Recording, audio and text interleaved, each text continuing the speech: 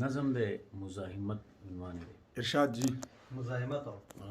تو خاپیره کې د تیارو قایلی پتا نغمه د سبا بدلږي زه د رڼا د امن سپین بیرغ یم دا ستا په سترګو رڼا بدلږي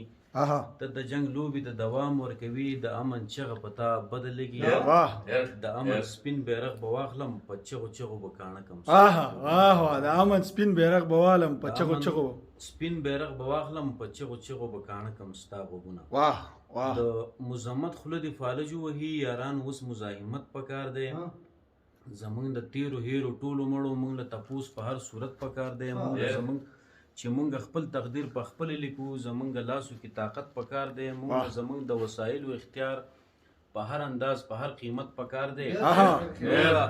نور د جنگ فالج زده نظریه مونږ له دین بغاوت پکار دی د جنگ خبره په ما بد لګي د امن چغه پتا بد لګي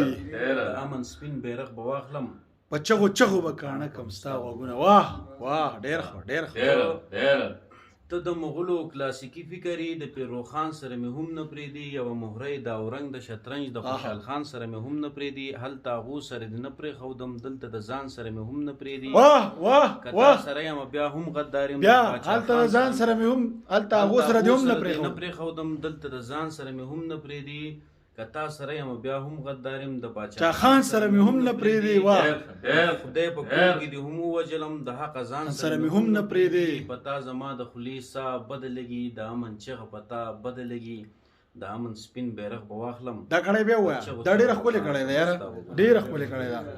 دا بیا ووایه. ته د مغولو کلاسیکي فکري د پیرو خان سره مې هم نه پرېږدي یو مهره د اورنګ د شطرنج د خوشحال خان سره مې هم نه پرېږدي که تا سره یم بیا هم غدار یم د باچا خان سره مې هم نه پرېږدي هلته هغو سره دې نه پرېښودم دلته د ځان سره مې هم نه پرېږدي د خدای په کور کې دې هم ووجلم د حق ځان سره مې هم نه پرېږدي پتا زما د خولې سا بد لګي د امن چغه پتا بد لګي د امن سپین بیرغ به واخلم په چغو چغو به کاڼه کم ستا. مننه چې په یوه نقطه مونږ قام یو ځای کوو څه خان بادرې پکې ستا راپاڅي ته ساتل غواړې مونږ غیر سیاسي ستا حربې ټولې په یو سا راپاڅي که مونږ قام راویښوله خو به ستا موټیویشنل سپیکر لا راپاڅي نو له هغې له لار کتلې نه وي جو د مذهب په نوم ملا راپاڅي بلا نه لا خلاص شوي نه یو جو دلته بیا یو بلا راپاڅي د مذهبي سکالر جړه څه وي چې د مذهبي سکالر جړه څه وي چې د ګلخانانو لښکر بیا راپاڅي.